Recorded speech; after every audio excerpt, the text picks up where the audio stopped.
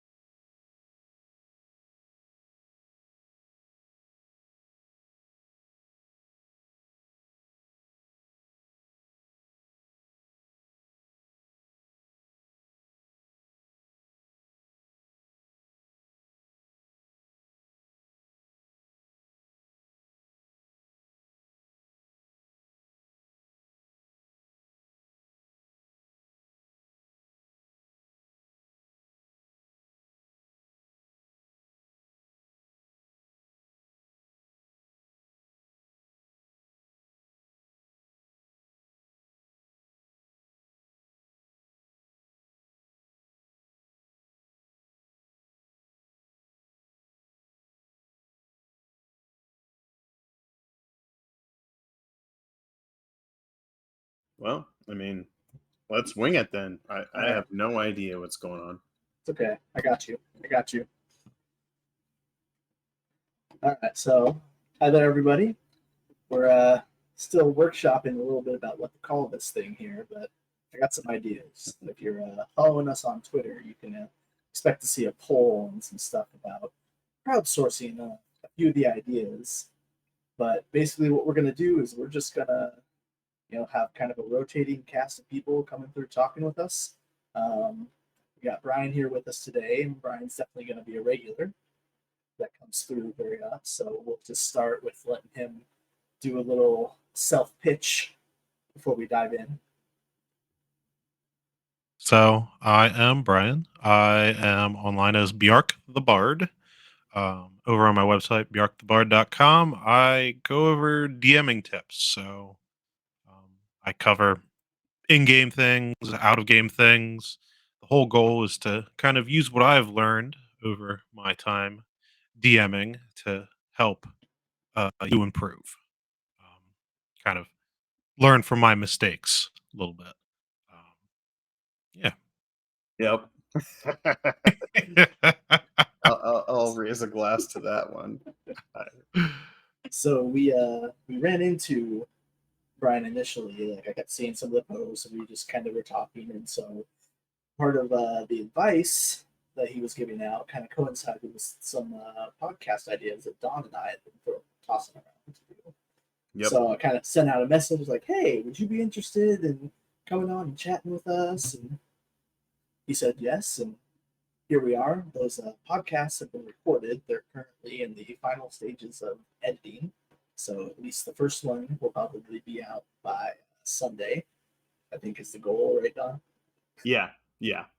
If not, I just gave him one. So So my buddy Jesse, who's kind of like one of our DGG silent minions or slash partners, wanted to help take up the reins and get Audacity under his belt so he can kind of remove some of the pressure off of us so we can focus on some of the content that we've been lacking on, because, well, we have full schedules, way more than, it looked good on paper, but then you start like doing it, it's like 10 hours for a podcast here, 15 hours for game prep there, doing graphic design, building up content, trying to keep social media going. Somebody needs to write a stupid guide on this stuff, because there's all these things that end up slipping through the cracks. I totally agree with that. That's definitely it's when you start doing all the stuff like you said, the social media and the marketing aspect when you are your own marketing department. It's it's a whole nother beast, and it's not anything I was prepared for when I started writing the blog. yeah, it's way more than most people realize. Like I do have a bachelor's in advertising and one in business management, so I've got a more business mind of things. So as Don likes to say, I'm the bard and he's the wizard. Yep. And so we kind of have a good split for what's going on, but yeah, you never anticipate how much time and energy goes into any of your marketing, even if it's just, keeping up on social media. Yeah. It's You know, it's a lot. you It's can tell by it's the look on Don's face there. Yeah, he doesn't do much of it. It's mostly me, but he jumps in when like has time or when he sees something. And Yeah. Fellow it, it introverts, if you have an extroverted friend, tap them. I swear. Save your spell slots. oh, but yeah, it can be a lot, and like you can overwhelm yourself very easily trying to keep up. And I think Brian will also attest to this because I know he does this. So there's no way he's all on all the time like it looks like. But scheduled posts, right? oh, it's yeah, no, I've used a couple different tweet schedulers. Um the one I use right now, it's called Buffer. Um and it's you hit the nail on the head where it's one of those things where it's, I don't always have the energy to engage socially. So like if when I have downtime, I can set up my posts that I want to go out for the next 3 or 4 days. That frees up that part of my brain, so then I can actually be more active on social media. So like today's post, like I had a work in progress Wednesday post. I scheduled that way ahead of time. Yeah. And I know on a Wednesday morning that's going to go out, so that, I'll be able to look at my Twitter. I will see that people start responding to that. And then I just have a little bit more energy to jump in and interact with all the wonderful people that we run into on that community. Yeah. Because that's the other part that you don't realize getting in, especially if you're jumping into something that you really enjoy, something that really excites you. You're going to be seeing a lot of people doing things that are really cool, that Mhm. you really like, that that you're really excited about, and you're going to try and respond to all of them and interact with all of them. And 2 hours later, you're just like, Hour. where did my evening go? Where did my morning go? Whatever happened? And at first it's like, okay, that's really cool, and you still want to do it, but it just you realize what can happen, and so you kind of pull back just a little bit because you know what kind of hole you can go down and where you can end up. and then you get that struggle where you feel like you're not interacting enough, you're not commenting on enough things because it looks like all these other people are commenting all the time. Yeah. But another thing to remember too is that there are people that have hired someone to help them, or have multiple people helping them, Mm-hmm.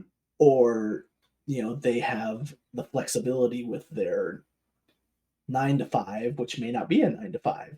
They may not have to work full time. Maybe they've been able to develop their product enough that that is their full time job. Yep. And it's hard to know that just from seeing what people post all the time. So this may seem obvious, but you don't think about it when you're in it. You don't know everybody's situation, so try not to compare your situation and your output to somebody else's. Yeah, for sure. I mean, really, one thing that I've been starting to do is like make sure I try to do one thing in each area that I can a day, because if I try to do more than that, I start to get buried. Yeah, I definitely feel that. Where it's one of those things where if you kind of like you set your own expectations and then you try to hit the expectation, but not like super exceed it, then you don't drain the batteries or run out of spoons or whatever you want to call it. Yeah. And it's okay to take a day or a few days off of social media. Yep. Schedule your posts or get one of those schedulers, and it's okay to have those posts go out to keep you relevant, keep people seeing what you're doing, and those posts don't go anywhere, so you can always check your Yeah. notifications and go back and look at other things and respond to things in the past. People are not going to get up in arms because you didn't respond to them for a day. Yeah. Nah. And if there is somebody like that, might not be somebody that's worth your energy for the energy they're going to draw from you. Mhm. Yeah, that's one thing that's kind of rough in the community, especially how quick Twitter can move. Is some folks, I don't know, it depends on the personalities that start interacting with you. You just got to kind of keep that temperature gauge in the back of your mind, I think. All right, so we've Actual gaming now, right? actual gaming stuff now. Yeah, I still think that was some good advice. We just kind of got Mhm. rolling on it, which is one of the reasons we started the idea to do this and are doing this now, because last time we did these podcast recordings, we just started talking about stuff and it went on for a good hour and a half, if not Yep. longer, like pre-recording, after recording.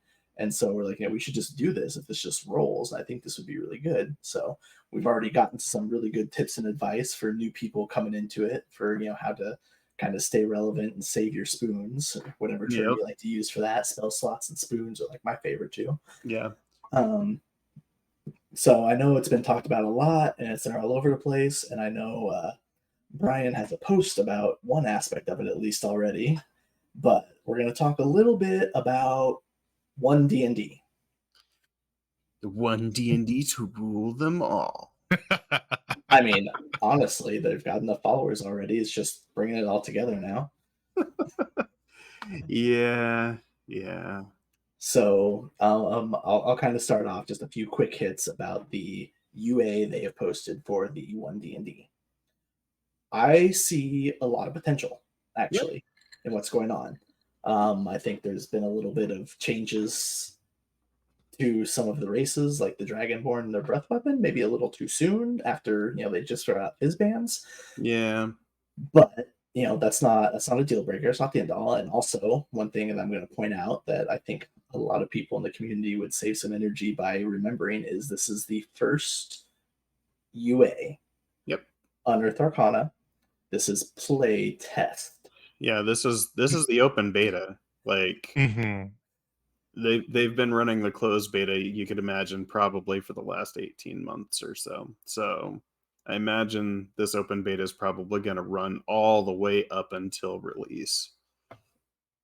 So this is not the official content yet. And if you've ever followed any of the UA before, UA always changes. Yep. There has never been a single time when they've released UA and nothing has changed from the UA release to an official release. Look at the Mm, Artificer. I mean, that one yeah. got totally retooled. Yeah. I actually started playing Artificer when it came out in the UA because I was so Hmm. excited about it. And we went into it with the understanding I was like, well, I'll jump in this way. And then when it officially releases, I'll just fix my character. And it was interesting to see the big changes that came through and Yeah. how the character really did adjust a lot. Hmm. Yeah, they made it way more utilitarian and less like front load damage dealer. At least Yeah. from like the rifleman or whatever it was, the gunsmith. Hmm. So just one thing to remember to help bring your blood pressure down a little bit, make discourse a little bit more polite and easygoing.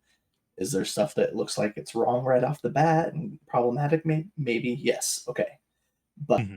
it will change. They're taking input. They always take input. It Yep. always changes. Just remember that. Yeah. So save a little bit of energy for your review. When they ask for a response and your information, Yep. put this energy into that. Give them that passion and that energy then, instead of throwing it into the void. Yeah. Yeah. Trying to Yeah. And that's maintain. partially. No, go ahead, dude.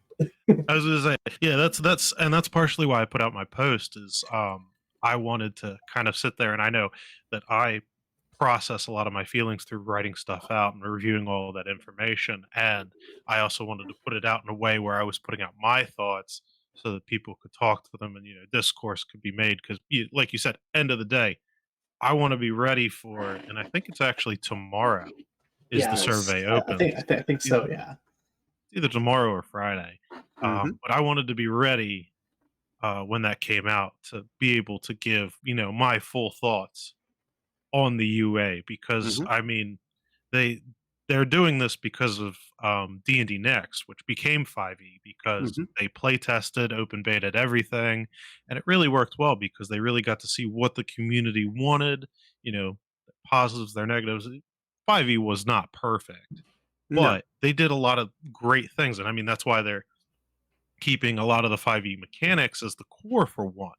Yeah. Um, so I want to be ready every time that they put out a UA and then they do the subsequent survey to get myself and any other people I can to give their thoughts to Wizards so that we can be heard and we can help shape the next level of D&D.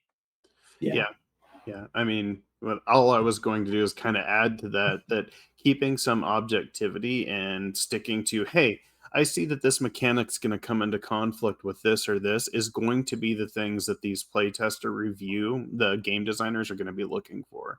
They're going to be looking for people who, keep catching the same weird tweak in the system that's going to be causing them problems because they're going to want to try to iron that out. From what I've seen from one D&D, it looks like they're trying to turn the whole thing very uniformly modular to where you can build exactly the kind of character you want. And I could be wrong in saying this, but I'm pretty sure they borrowed quite a bit from the way Genesis builds their characters. Just the way you have where your background helps determine your initial stats quite a bit more than anything else does. well, And that's that finish up. yeah, that to me, it screams that they're moving more towards a more modular, almost like a point buy system, even though it's not quite as extreme as a point buy system. So I think it'll be really cool. Yeah. It's Yeah, it's a little bit Pathfinder 2e adjacent as yeah. well. And I haven't done a whole lot of Pathfinder 2e.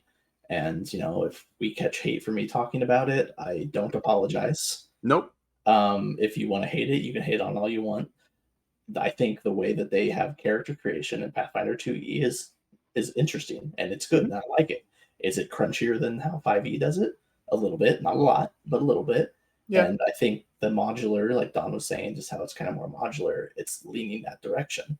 Yeah. And I think honestly, like if they're trying to get rid of ability score increases tied to race, doing it with backgrounds and things like that, like Pathfinder 2e does, I think is a good way around that and lets Well, people even more so make the character they want to make. Well, yeah, and it makes more sense. I mean, you might have some predilections based on your species as to what your attributes might be, but what you grew up doing is going to affect that much more, I believe.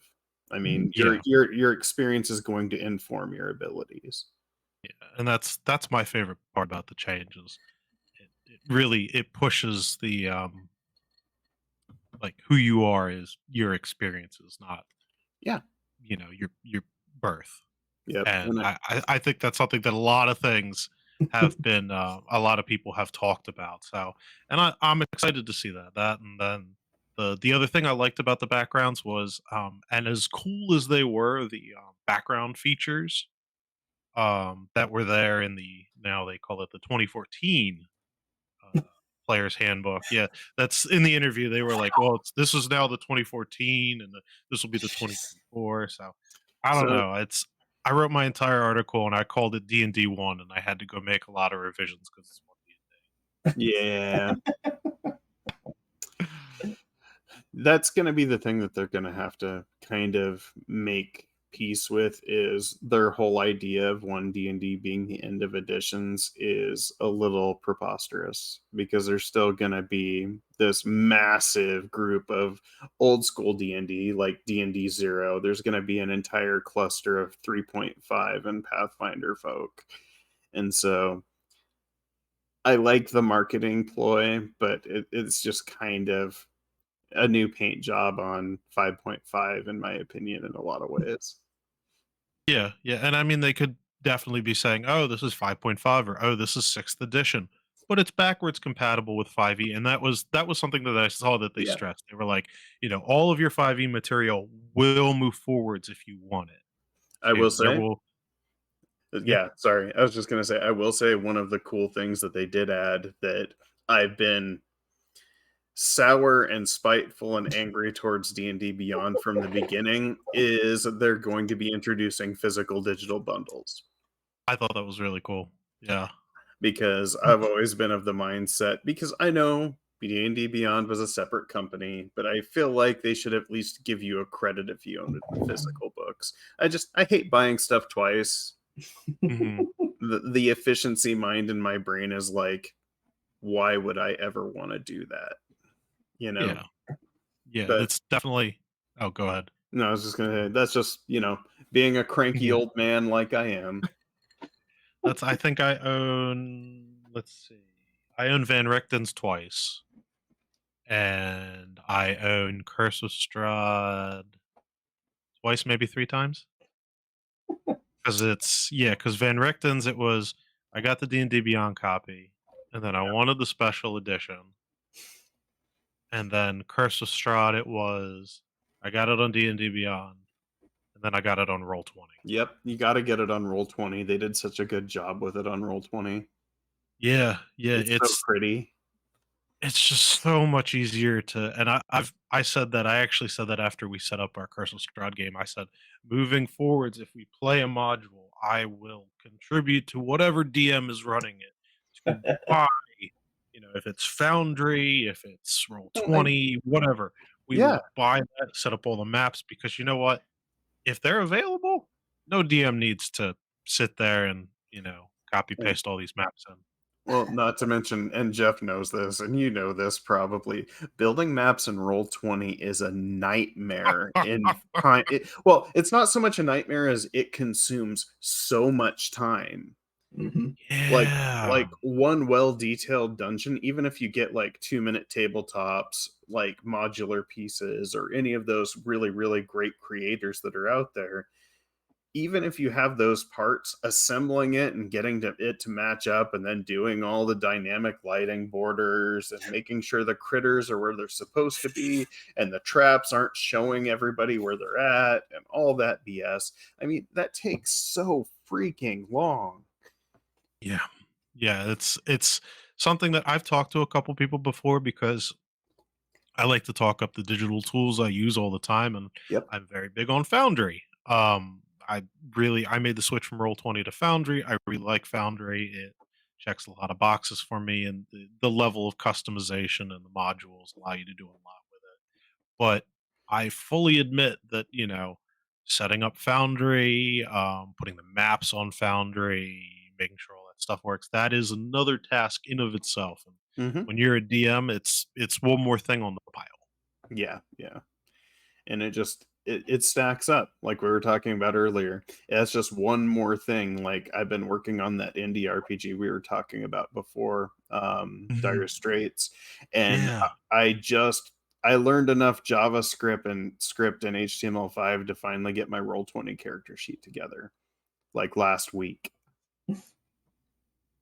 Oh, Because you kind of become like this hacksmith person when you're a DM. yeah. You got to learn a little bit of programming, a little bit of graphic design, different system mechanics, how all this stuff is supposed to play together. And then if you're really fancy, you get a chance to throw in some playlists once in a while for music.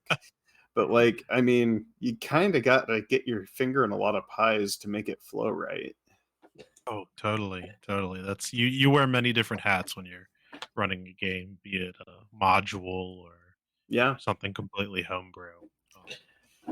I will It's say I'm kind of excited and hopeful that they taking the one D&D Beyond and making a virtual tabletop themselves out of it.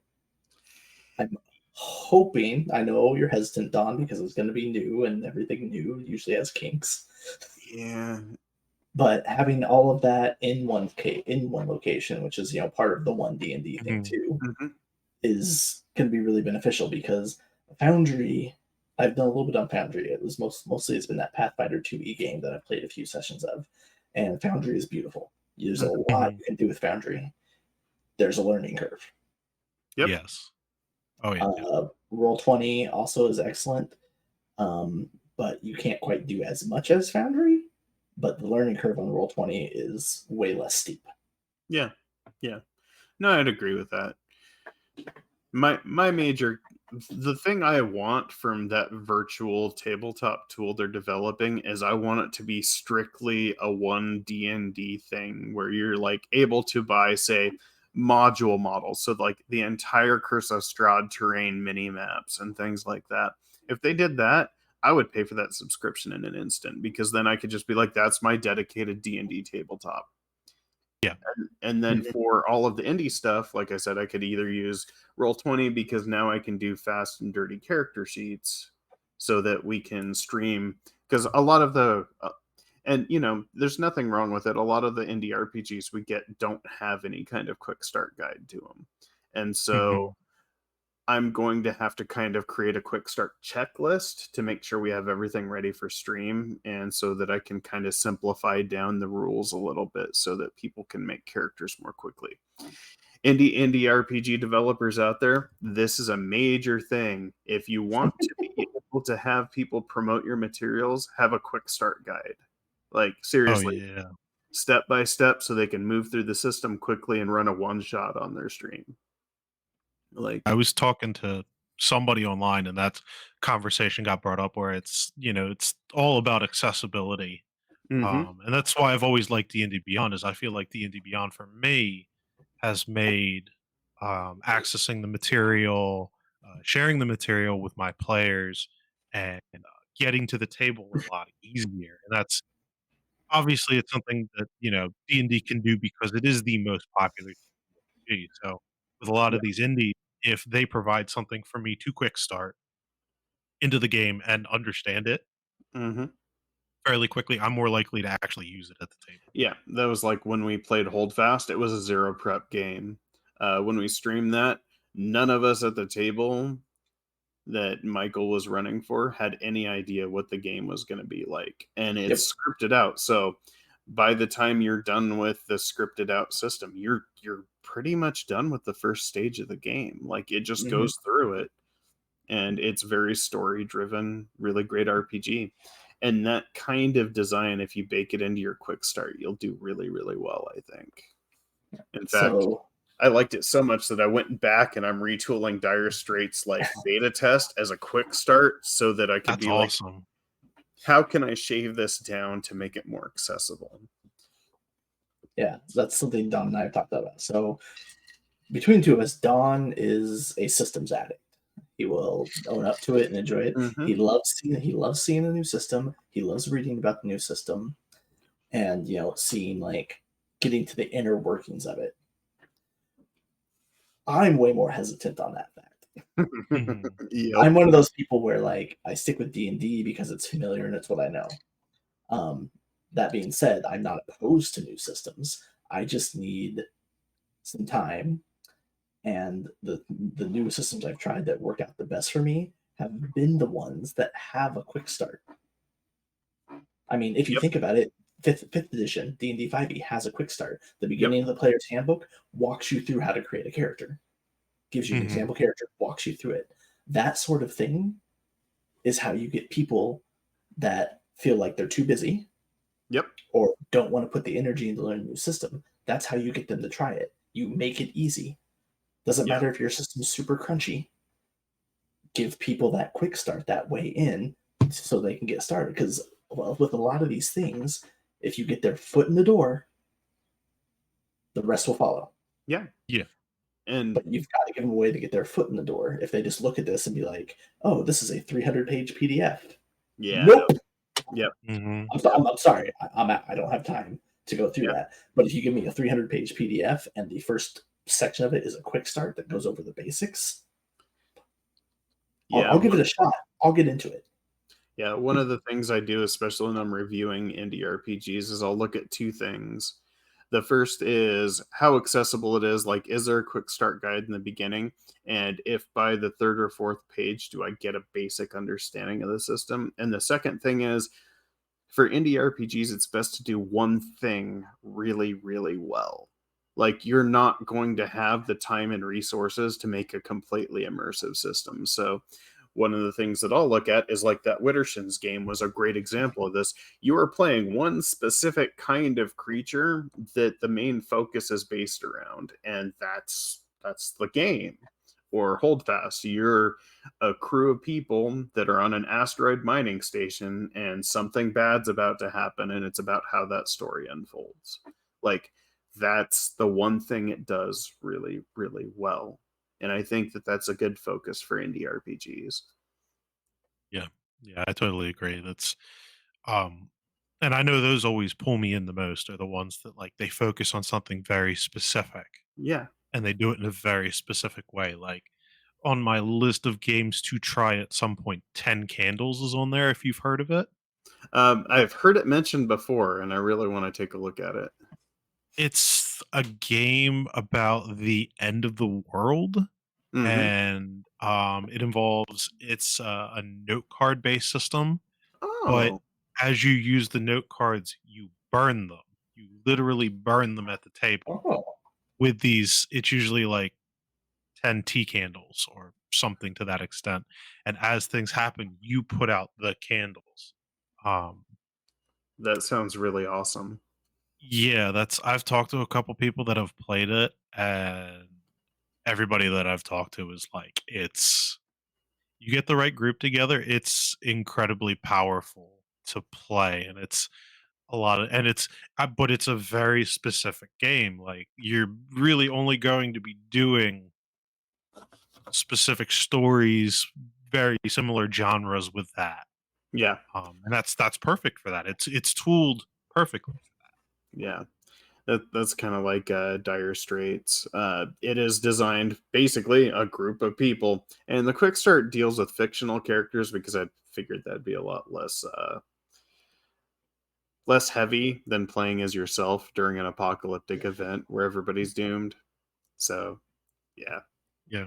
because originally I wrote it out to where it was one of those things where even your ability scores and your skills are evaluated and voted on by the group at the table at first, so that it's not supposed to be a Hmm. roast, but it's supposed to give kind of that feeling of community, like, hey, this is, you know, five other people's perception of what you're capable of, and so you know what I mean. But Yeah. I for think I just online heard the games, sound of us losing followers when you mentioned that, Don. I just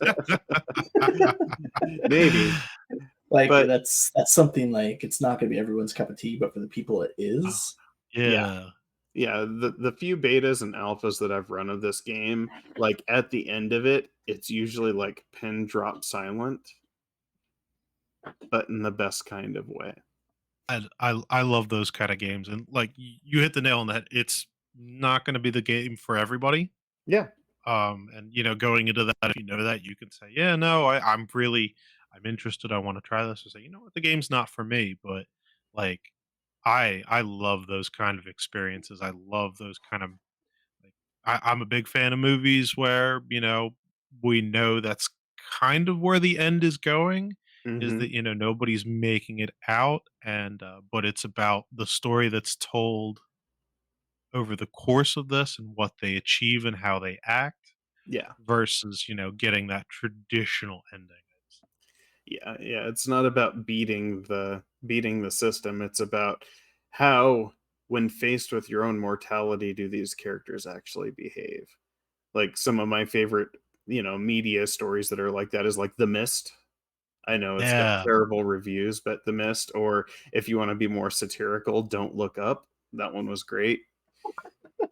But, I did enjoy how frustratingly accurate that movie actually was on and things. so So Dire Straits is actually built around a game where you could play as the characters in something like those, and that's what I was shooting for, is you could make it as satirical or as serious as you wanted it to be. Mhm. But yeah, I just think that as indie games are being developed, it's really important to think about your audience, and like you were saying, it may not be everybody's cup of tea, but it's the system that I'm developing for it is the grimdark system on purpose, like, Mhm. because that's where I naturally get drawn towards, like, the berserk style stories where it's not so much about whether they win or lose, it's everything that goes on between the beginning and the end. Yeah, yeah. And it's a very specific. It's kind of like just the horror genre in general, which is something that I've lived in for the past couple years. Is just horror everything. And I fully say that to people. I'm like, horror is not for everyone. Nope. Sp- Even like specific genres of horror might not be for everyone. So it's one of those things that like you communicate it with your possible party or your current party. You say like, I want to do this kind of Yep. horror, and some people they're really into it, and that's why they play TTRPGs because, like Yep. you said, it's you know you're standing up against the darkness, and it's how you stand up against the darkness. But some people don't want that in their Yeah. TTRPGs, and that's fine. Yeah. That is entirely fine. Yeah, and that's one of the reasons why I made it a little more accessible for the audience at large by making sure there's a degree of separation by creating fictional characters, because it can get a little too real and a little too Hmm. visceral, and you know sometimes people, when they just face mortality and they fear, they get that sense of tension and drama, they may not behave in what would be considered the most acceptable ways, and that's okay in the right party, in the right group, you know but sometimes that's just too real for some folks, and that's cool. Everybody has their own way to play. that's the thing, like the indie TT RPG community. That's where you can get those fixes like that. Hmm. You can have a niche game that people really enjoy that plays to a thing that a major publisher is never going to pick up Yeah. because it's Yeah. too small of an overall market, but it can be plenty big for Mhm. what you want to do or to support what you're working on. Yeah. But a way to help every creator with that, I'm going to circle back around to the first point where you're kind of talking out here, is that quick start guide. Yep. Absolutely. Like Yeah. you're not dumbing your game down. You're not pandering. You're not like, you know, making it for children or whatever other excuses that I've heard for some of these things before. You are making it easier to access for busy adults. Yeah. Mhm. That's And I where a lot think of that your people are going to be. yeah, I think that's because I know I always see people talking online that like there's D&D players and then there's TTRPG players, and so many people just play 5e, and like you said, I think that a lot of people just get used to one system, whether that's 5e, whether it's Pathfinder, whether it's Shadowrun. Yeah. But Mhm. you learn a system, you've put the time, you've put the energy into it, and then learning anything else and trying anything else on top of getting to the fun, you have this level of, well, like, I need to learn everything. Yep. And Mhm. some people don't like that. Some people would rather show up and play the game that they know. Yeah. Yeah, and And that's not lazy. That's no. not being dumb. That's not being closed-minded or not open to other possibilities. Like, Don has That's kids. I don't hmm have kids, but Don has kids. Yep. And I like just knowing Don for as long as I have and going through that, kids take a lot of energy out of you. Yeah. And I'm not going to blame anyone who does not want to even look at a new system if they have kids. Well, So yeah. like if you want them to look at it, make it easier for them to be like, okay, like Don was saying, if he can get an idea about something about it in the first like 3 or 4 pages, you're way more likely to get somebody to go more pages in. Yeah. I mean, really, it all comes down to that accessibility thing. Like, and humans don't want people in general don't want their fun to be work. So if you make their fun work, you're gonna start not getting your tabletop RPG developed correctly. Like the more work it becomes, the less likely people are to play it. Yeah, yeah, Yeah. Like yeah. That's a good sorry, go ahead.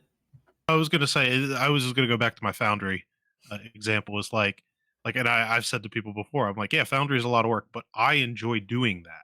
Yeah. I like that. I have a GM that I know that does not have that particular skill set and doesn't like doing that. So they're like, well, I'll use Foundry, but I would rather it be a version of Foundry where I don't have to do all the things that you do. Or, maybe I'll go back to Roll20 that's a little bit easier. And I'm like you said, it's not being lazy. It's, you Yeah. know, Yeah. doing prioritizing your time. Yeah, it's about doing what you want to do to enjoy Yeah. your free time. Like, I mean, if I had to do high order calculus every time I wanted to run a game, I'd probably stop running games. Not that calculus is a bad thing, and I mean, it's great when I'm doing work. But when I want to have fun, I just want to cut loose and enjoy time with my friends. Mhm. And Yeah. there's a lot of people like that. So yeah, if I had anything really important to say, which I probably don't, but if I did, it would be, hey, tabletop indie developers out there, I know that you have your ideal perfect system, and there's nothing wrong with that. Just make sure that you can put it in like 25 steps or less so other people can enjoy it too. Mhm. Break it down and just to give that quick start, like I said, Yep. my partner, her first introduction to tabletop was a Pathfinder, 1E Pathfinder. And she came That's a into it. lot. She came into it as a level 5 character. Oh. The looks on both your faces when I said that Well, just said that, everything. that's so many skill ranks. Mhm. And like, Yeah. she was spending so much time trying to figure out what she was rolling and what she was adding to it to do this and to do that, that it just was too much. And then, she got introduced to the 5e system where there was a lot less of that. Yeah. And that was easier for her to comprehend beforehand, and is definitely easier now because she's gotten a car accident a few years ago, and she's still recovering from the brain injury she got out of that. So she can get overwhelmed with things, and so 5e is an easier system for that. It's not that Yeah. she doesn't want to play other systems; it's just a lot of time and energy for her to learn them. Well, She yeah. doesn't have that, and Yeah. there's a Yeah. lot of people out there like that. And that's what people I think tend to forget because like, well, I've got all the energy to do this, I don't mind doing it. I love doing it. Cool. That's awesome. Good for you. I'm glad you can do that. But just because other people can't doesn't mean there's anything wrong with them. No. Mhm. And There might be, I don't want to play in absolutes here. We're not, yeah. I'm like walking the gray line here. I'm not the Jedi or the Sith, I'm in the middle of the gray. No absolutes. Well, and I get where you're coming from though, because those people may genuinely enjoy your setting, or they may genuinely enjoy the ideas you have to present. But if it's not accessible, they won't be able to get a hold of it. Like, you're just making it more difficult for them to get to your content. Hmm. Okay, I'm gonna wrap us back around. I let us go on a tangent because it just naturally formed. Yep. But I'm gonna circle us back around a little bit because we got from our one D&D line down to like indie RPGs, and we had a good discussion going. So I was like, okay, we'll just let this go. There's good stuff going on, and we got the quick start, which was something else that I wanted to touch on today a little bit. And so we got that. Now I'm gonna kind of swing us back the other direction to do a little bit more direct uh, So one D&D UA discussions because um, we did some general. I thought we were going to Mhm. talk about pets and summoning. Nope, I'm not giving you that yet. We have got time today. We haven't allotted the time for that one. That's fair. So I'll give you we'll get a little snippet at the end to kind of get more into that. We're not going to dive into it yet, but I want to go back to the one D&D thing and talk about a little bit more specifics. Like I said, we did some generalization, and then we got to where we talked about the virtual and D&D Beyond and everything. So I Mhm. want to go back specifically to the UA again, Mhm. and instead of I want to talk about a little bit more specifics. Like one thing, probably the thing I disliked the most about the UA myself was the language option with the backgrounds. Yeah. And like my question is why? Why only that language? Where is the reasoning? Like I'm not opposed to getting a language from your background. That makes Mhm. sense. But the languages they chose for some of these, I can kind of see, but I'm like, why is it only that language? Mhm. Like I feel like that should be something that's either more generic or more specialized instead of tied to a specific racial language in there. I just like I don't I don't know exactly what to do with it, but like just looking at that was one thing where I was like, Yeah, I can see Ye where you're coming from. Mhm. Yeah, and mm, I think that what you just said where, you kinda wish that they explained it a little bit more. I saw that kinda pop up a lot with the, UA, was there were some choices made and some wording used or not used, and you mhm, kinda sit there and you go, "Well, why did you go this way?" I'm not looking for a dissertation on character origins, but just like little notes where it's like, well, like this is why we're going to, this is why we want to do it this way. This is kind of our intent for this to kind Yeah. of like understand what they're at the same point though they might be not doing that to avoid any sort of bias. that honestly, that's probably why they did the way why they did that and how they did it was just to put it out there and see what the response and see what people say and what they think. But like to me, the way they did it with the languages, like if you have a specific setting with like lore and history that back that up, makes perfect sense to me.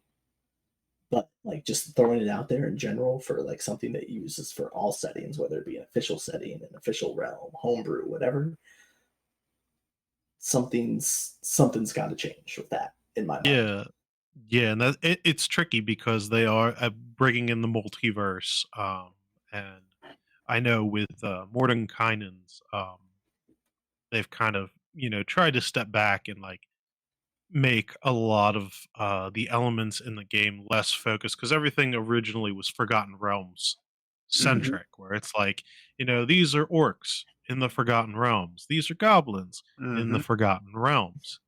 Where now they're trying to say well, these are goblins. Goblins can be like this in the Forgotten Realms, but they're also like this in Eberron. Here are orcs, but here are orcs elsewhere, so on and Uh, so forth. So I definitely think that it's going to be a challenge moving forwards to try to make setting agnostic information I for see. everything. I see what you mean. I was trying to remember all of the little details. So I get where they're coming from, and I think you're 100% right there, Brian. One thing that I would add is I think, without meaning to, they're kind of stereotyping languages. Mm-hmm. that's been one of the big issues with the discourse online too. But I don't think they meant it as a negative. I think it's being misinterpreted because from what I've read, all of the backgrounds are actually supposed to be example backgrounds, and they're not supposed to be the backgrounds you're choosing.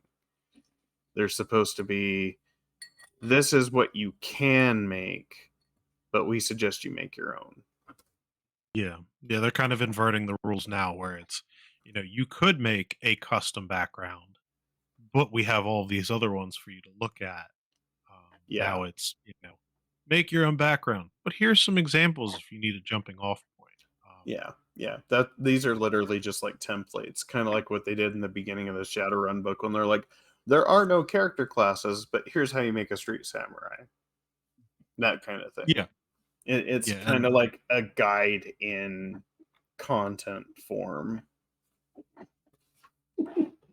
I think moving forwards, I if they do go setting agnostic, kind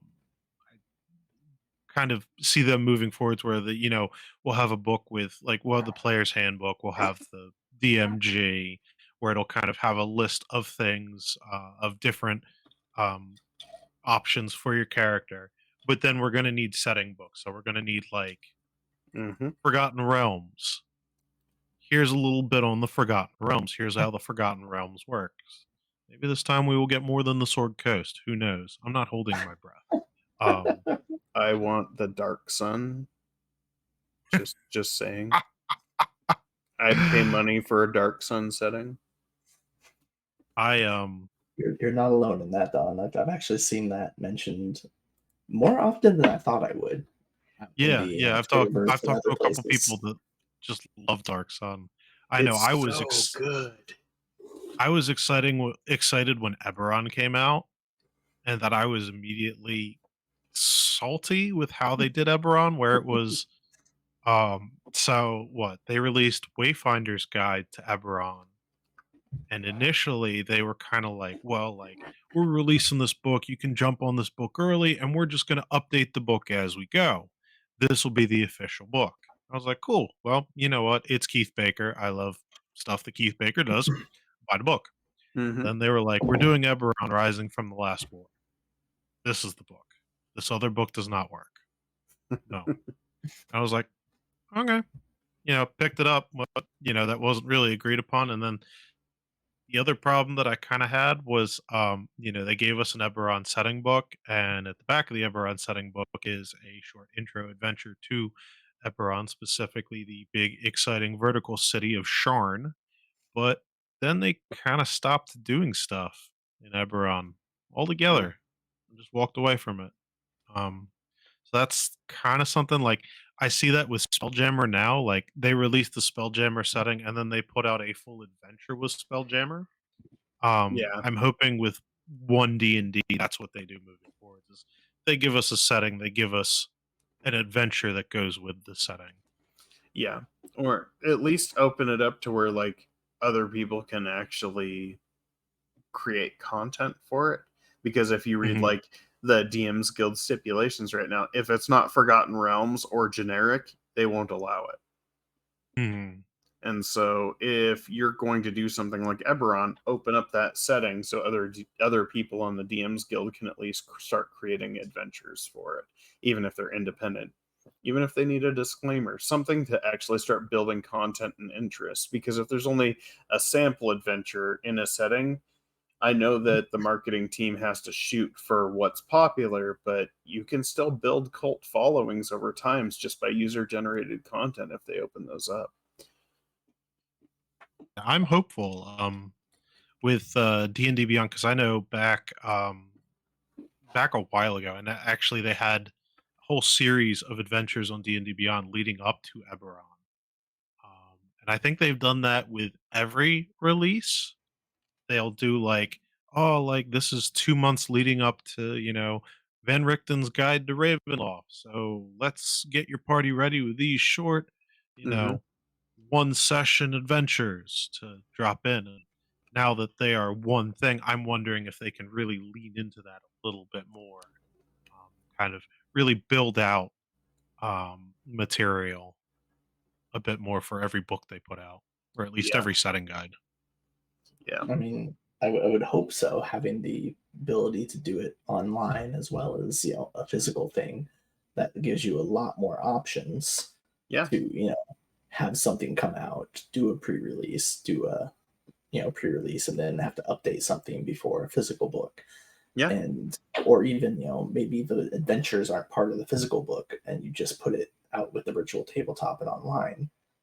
That way you can update those as you go or throw them in. There's Hmm. a lot of good options, and I really hope they take a lot of them and run with them. Like, Yeah. I mean, it's trending in the right direction, but you know, we've also seen things trend in the right direction before, and then you know, nothing happens. yeah, that's for sure. One thing that I wish they would do is I wish they'd cut up the campaign. Like, they're not doing it as much anymore, but they spend a lot of time making like 1 to 10 modules, things like that. If they cut them up into epics, like, all right, here's your first to third level adventure, here's your fifth to eighth, here's your eighth to 12th, Yes. or even by level, if they slice those up and made them more modular. So even if you were running, you had like, say, you had 3 different setting books that had all of these adventures in them, you could cut and paste the different ones to match the world you're trying to kind of hodgepodge patch together. Because I think Yes. the more modular, shorter adventures, like most adventures, in my opinion, probably shouldn't go beyond 10 sessions for the arc, in my opinion. I've been I've been working. This is something that I've been talking to with a handful of anybody I can make listen to me. Is I'm like, D&D games take too long. They Like, do. don't get me wrong, I love games, but I've Hmm. been playing Curse of Strahd since October of 2020. Yeah. And we've been playing pretty much weekly. So, like, one of the things I've always been a proponent of is, like, for Dire Straits, because necessity, I'm going back to it just as an example. By necessity, the system only runs 3 to 5 sessions. Any more than that, it's just too much of an emotional drain. But you Mhm. can build adventures along that same kind of thing. You could even double that padding to 10 sessions and have a rather large arc with several subplots inside it and still have a really good adventure, but that should comprise one segment of your epic. So if you plan them out in session segments, you do a lot better, I think, especially with like party retention. Because if you do a 1 to 20 campaign or whatever you're planning on doing, and the main story arc doesn't close until 20, you're going to have people get burned out at like level 7. You're going to have Yeah. people burned out at 12. If you make it past 12, I mean, if you look at the statistics, most games that start at level 1 don't make it past level 10. I think it's a Yeah. 95% fail rate or some Yeah. ridiculous number like that. Yeah. Wait, you, No, that you, you mean I'm in the top 5%? Yeah, you are. that's I have a player that I have a newer player in my group, and he actually we were talking the one day, and it kind of came up the amount of games that I'd played and the amount of games that just stopped for some reason or another. Scheduling conflicts, GM something Burnout. happened. Yeah. Yeah, and it was like, are you kidding me? How many games have you finished? And I was like, organically, two. Yeah, two. I've done two. I've Um, I've been running and playing games for like, I don't know, when was that, Jeff? 96, 97. Yeah, we were Some 13. some way back, way back when. And Thaco! Oh I no! and I've only finished 2. I've only ever finished 2 campaigns. and I 2. just I just think the game's just always been built to just kind of it just it goes and goes and goes until it just suddenly doesn't go anymore. Yep. And I mean, you hit the nail on the head. That's something that it's been in the back of my brain. Has been I would love to normalize shorter games, Yeah. shorter like like you said, you can develop it in tiers or epics where it's like we're gonna go to this far and then it's a break Yeah. and then we'll pick up. you can continue with those characters, or you can pick a new character. You don't have to continue playing, or it's just, we're going to play this game, and this game is going to take 3 months. We're Yeah. going to play for 3 months, this many times a month, And and then it's done. I know I'm kind of in the minority here, but that's one of the reasons I think the sword and sorcery genre has held on so long is because the entire genre is based off of short stories comprising the entire world. Like, if you look at the traditional sword and sorcery, each adventure arc is this little tiny segment of something happens to these characters. There's this little small subplot and story arc, and then it closes, and then they open up another subplot and story arc that may or may not have anything to do with the first one. But what they're doing is they're establishing that there's all these slices of this world that you're getting exposed to. Yeah. Yeah, and that's another bonus to it as well, is you can really flesh out a setting, stories that might, you know, come across one another, might not, Yeah. by doing that. And the other thing that I've always said is I jokingly have a bingo board for TTRPGs, where it's like, well, like, I've played this class and this class and this class, and I would like to hit them all before I start doubling up again. Yep. Um, I mean, I don't know if I will ever. The Yeah. GMing to playing ratio is um, not the best, Mhm. but w- I, I one think day. I think we're all pretty much forever DMs here. So Well, it's funny. I put out an article where it was like, you should be a player more. And like, I was talking to people and I'm like, yeah, you should be a player more, including me. I know you said, you were like, oh yeah, come play with us. I'm like, yeah, I just, I need the time. I just need the time. Mhm. yep. But I will definitely keep you posted when I get the open beta all set up for Oh Dire Straits. yeah. Yeah, I will definitely be interested in running that. It sounds really exciting, and I've got a handful of people that are really interested in new systems, and they really like to give, you know, feedback, which I think that is an art in of itself, is Yep, kind of knowing how to give good feedback. You know absolutely. what? We're going to continue on that line, the feedback line, because this is something that is lacking in the It's tough. TTRPG community. And I don't- Yep. I yes, s- part of that is because it's tough. Let's see if I point here. It looks like I'm pointing towards Don instead of instead of Brian. So it looks like right there. Actually, no, I'm not pointing towards Don. I'm pointing off the screen. It's flipped. But yeah, like like I was talking to somebody the other day on Twitter. We had this conversation about, we want your feedback, even if it's negative feedback. Yep, absolutely. And like, the comment they made Mhm. was, "You can cuss at me all you want, as long as you give me constructive feedback with it. Yeah, Like you can val- call me all the names under the book, as long as your feedback is like, this is why. This yeah, sucks because this reason, yeah. and it's It something that I can use to change and adapt." or at least understand. Yeah, Yeah. like, don't just be like, "Oh, that sucks." That's not feedback. No, you have to be like, this Or mechanic is terrible because it totally deflates these other classes right here. yeah, or like, "Oh, that's great. That's awesome." That's also not feedback. Yeah. No, good feedback is something like my beef with people who use advantage and flanking because it deflates a lot of subclass mechanics that other character classes get in 5e. But, And like it can be kind of intimidating to some people I know to also to give feedback, because you're also kind of putting yourself out there yep, and you are. possibly opening yourself up for a discussion maybe you don't want to have. That's also true. And Yeah. Yeah. yeah, go for it, Brian.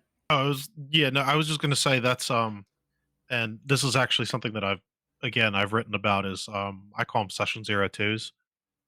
Is, I'm a big proponent for, when you hit an appropriate time in your game, stopping the game and literally taking what would normally be a session, bringing everybody in and saying, what did you like? What did you not like?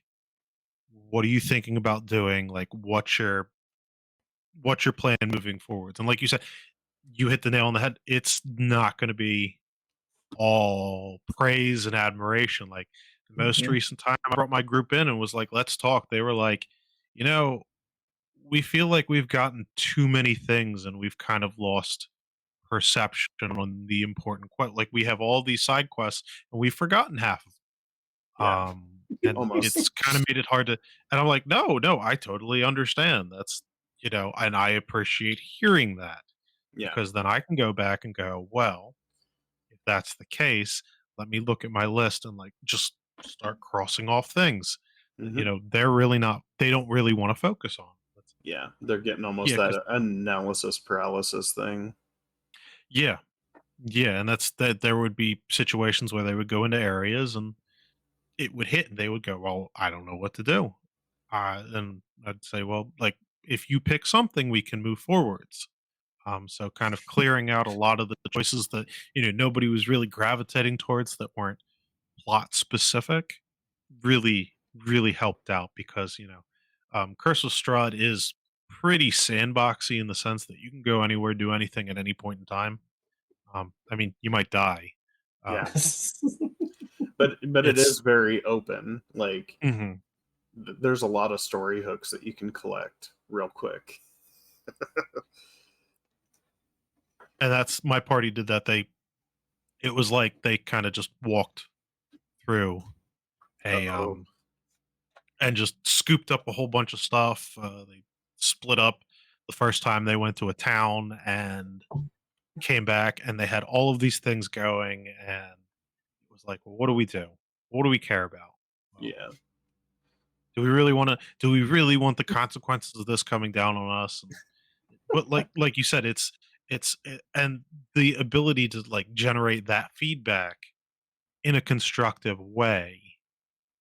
Yeah.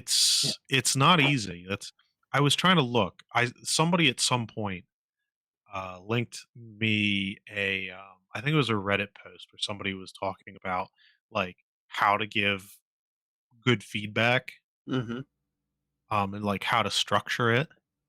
And I just think it's something that I think everybody should try to. yep. One thing I did read in like one of the what was it? It was some book somewhere they were talking about, and it's not the most pleasant concept, but it's called the shit sandwich. Yes. Yep. So what? Yeah, where you have a piece of bread, which is, hey, I really appreciate you did the one thing. Then the constructive criticism, which is the crap, and then another piece of bread. But I still think you're doing something really, worthwhile. Yeah. And I mean, that's like the bare bones basic good way to critique a feedback is like, hey, I think that what you're doing is valuable. Insert objectively problematic thing depending on what it is in the middle, and Mhm. then you finish by saying, hey, you're still valued. I wanted to let you know that this is something I disagree with.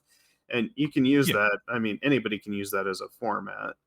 Mhm. The, And the basis for that is, we as humans in general mhm, will cling on to one thing negative, even if we hear five positive things. yep. Oh, totally, totally. Especially like in the TTRPG space where you're doing something because you're passionate about it and you really love it. Hmm. Um, it's one of those things that you're like, I'm making this thing, I'm making this art, Yep. and I don't want you to kill my darling. Yeah. I'm so Yeah. So like and that. that's yeah, and that's why feedback is so important and to structure it in a way that you're not coming in and going, this is awful. Yeah. Everything you did is awful. Yeah. You should leave and this. You should leave the community and never come back. I'm and sure I'll like probably get a few threats like that if I ever release Dire Straits. You should just die. sadly, like we're laughing, but also because that's not unlikely. No, There are no, people out I'll there. get threats. There are people out there like that, and they're always going to be there. They're never going to go away. Yep. And Yeah. everyone tells you to ignore the trolls. You can't always identify them right away, though. Is part of Nope. the Mm. problem. Yeah. And doing the feedback thing, like giving the positive, giving something not necessarily negative, It's like I don't know if anybody noticed, but Don didn't say negative. He said constructive criticism Yeah. first time. So try and put it in a way that's not, hey, I like that you're doing this, but this really sucks because of this. But hey, I still value you. That kind of format, they're going to focus on this sucks. Yep.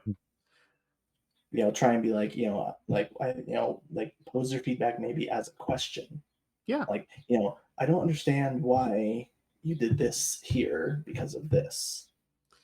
Yeah. And start a discourse with it, rather than, I didn't like how you did this because it made this bad, this bad, this bad. Yeah. And it's I understand why it's so difficult for people. Mhm. Like, I don't do it perfectly myself either. I'm not even gonna try and pretend that I do. Me either. Yeah. We can all get better at it, but it's Yeah. just it is the most helpful thing you can do for any creator. Yeah. And Or someone running a game, even if it's a module, like Brian's talking about that Curse of Strahd game.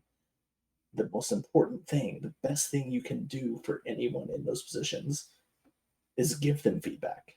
Yeah. Even if you're scared, even if you're not sure how to. If it's somebody at your TTRPG table, like, running a module or something else, you've got some time. You've built up some sort of bond or relationship. So just try talking. Yeah. And I think that's probably the most important thing is the whole conversation side. Especially that if you're a creator and you're catching a lot of feedback, regardless of the type of feedback, try to open it up and start asking clarifying questions, because then the majority of people that are taking the time to actually communicate with you are because they have a stake in what you're working on. It's not because they hate you. There's going to be a handful that are just going to do it because they want to get a rise out of people, but the majority of people who take the time to actually type out a paragraph of constructive or maybe even not constructive criticism care about what you're doing as a creator. So it's important to really ask some clarifying questions if they're not forthcoming. And you will get trolls and they will try to poop on your parade. It's just life. Yeah. Oh yeah. All right, you got any final thoughts on feedback? We've hit our hour-ish thing we were looking at now. So, any final feedback thoughts, Brian? No, I think we hit everything. It's definitely sitting here going, that would be something really interesting to look into. Is like best way to do feedback. No, I think we hit everything. Yeah. We started talking about it, and I just jumped on it because I was kind of thinking the same thing. It's I think maybe we should do a podcast discussion about just feedback between players and GMs. I think that might be kind of a good microcosm to evaluate that. Because I know we always talk about like session 0, but we don't go into the detail of what clarifying questions might look like and how to strain out the constructive from just the chaff that you're going to run into. Because I think that's a powerful tool that a lot of GMs and DMs haven't dealt with before. We have a person in chat commenting on how amazing our beards are.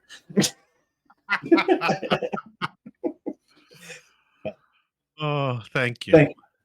We appreciate that. Most takes a lot of work for these. All right, so yeah, that's it for this go around. Thanks for tuning in, those of you that did, and those of you that are tuning in later, drop some ideas of other things you might like us to talk about. I did want to give a quick shout out to Rolling Thundaga and Quincy Bale, who are following us now, according to this. Hey, that's cool. Followers. We got 2 more followers today. That's exciting. All right, but yeah, drop in the chat or drop a message to us or a response to us on Twitter or somewhere else about other topics you might like to hear us talk about, or ideas for what we might call this, or if you're a content creator yourself, maybe if you'd be interested in joining Don and I in one of these discussions, because we're not going to monopolize all of Brian's time when we do these. We like having him around, and we have a great flow, we think, and he has a lot of great ideas and input, but he's got his own stuff he's got to worry about too. Unfortunately, we all must work, and we all must try to fit all of our little gaming spaces into those blocks we call days. Sleep. You don't need sleep. Once you get rid of sleep, it goes so much smoother. It's so much Yeah. more time in your day. Yeah, I haven't gotten out of my sleep addiction yet. I've tried a few times, but it's kind of like oxygen and water. They're just hard to kick. All right. Thanks for tuning in, everybody. I'm gonna kick it back to Brian one last time to give another plug before we go offline. Sure, thank you. So I am Brian. I write over at Bjark the Bard. You can find me at Twitter at Bjark the Bard as well. I have an Instagram that has a grand total of 2 pictures up as I just started reworking that. So if you want to go look at 2 pictures, I think there might be a GIF. Not the Sweet. spell jam erase, but um Oh boy, here we go. it's GIF. But It will yeah, always so be GIF. stop on over. I'm most active on Twitter, where you can find out the things that I'm doing and all of the projects that I have coming up, which have been numerous, which is why sleep is an option. All right. Good night, everybody. We'll see you next time. Bye. Yep. Farewell, folks. Stay legendary.